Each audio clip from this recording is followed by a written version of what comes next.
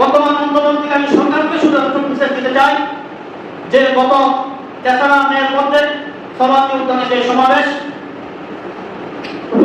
অনুষ্ঠিত হয়েছে, বক্তব্য জনতা উপস্থিত হয়েছে, তার মধ্যে 7 দফা আমাদের নেতৃত্ব দিয়েছেন।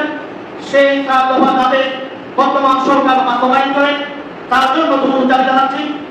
পাশাপাশি বর্তমান যে নারী কমিশন গঠন করেছে বর্তমান সরকার, আমরা সমাজ করে দিতে চাই বাংলাদেশের অতিথি ইতিহাসে কখনো ইসলাম এবং ধর্মকে ইসলামের সাথে সংঘর্ষ করে বাংলাদেশের কোনো আইন এবং কোন সরকার থেকে থাকতে পারে নাই।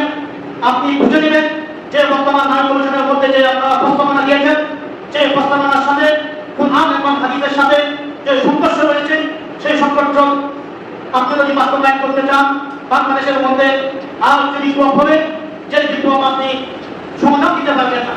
তবে সেই নারী কমিশনকে অতিবিলম্বে অতি শীঘ্রই বাতিল করতে হবে এবং ইসলামপন্থী সরকার হিসেবে আপনি একজন জনগণের সরকার হিসেবে এবং শহীদ ভাইদের যে বক্তব্য বিনিময় আমাদেরকে আপনাকে আজকে ক্ষমতার মহৎপদে আপনি এসেছেন, সেই আকাঙ্ক্ষা বাস্তবায়নের জন্য বাংলাদেশের ইসলাম দেশ এবং মানবতার কথা চিন্তা করে আপনি কাজ করে যাবেন। পাশাপাশি সর্বপ্রথম এই বাংলাদেশ ইসলাম বিশ্বের দ্বিতীয় একটি মুসলিম দেশ হিসেবে এবং বাংলাদেশের মুসলমান দেশে আপনি আপনার সমস্ত কার্যক্রম আপনি এগিয়ে মাথায় রেখে আপনি সকল কার্যক্রম চালিয়ে যাবেন। বাংলাদেশের সকল জনগণ সকল সংগঠন আপনার সহযোগী হিসেবে আসলে এবং সহযোগিতা করবে। আশা রাখবো ইসলাম বিদ্বেষী নাস্তিকরা বাংলাদেশের প্রতিটি কখনো টিকে থাকতে পারে নাই।